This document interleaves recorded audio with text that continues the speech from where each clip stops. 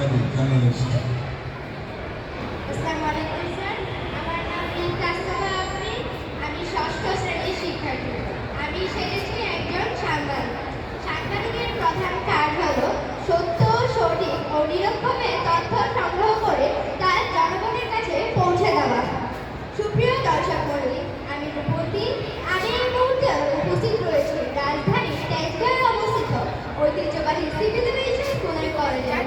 এখানে অনুষ্ঠিত হচ্ছে প্রতিষ্ঠানটির 60তম বার্ষিক আন্তঃহাউস ক্রীড়া প্রতিযোগিতা 2026। এই আয়োজনের সূচনা হয় জাতীয় পতাকা উত্তোলন ও শান্তির প্রতীক পায়রা উড়ানোর মাধ্যমে, যা পুরো পরিবেশকে করে তুলেছে বৈচিত্র্যপূর্ণ ও আনন্দময়। এবং শিক্ষার্থীদের শৃঙ্খলাগত প্যারেড ও মশালদানের মাধ্যমে আজকে প্রধান অতিথি এবং মান্যবর প্রধানমন্ত্রীকে বরণ করে নেওয়া হয়। আজকের এই অনুষ্ঠানে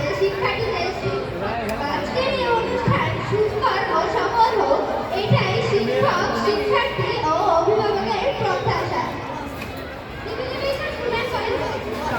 ঠিক আছে।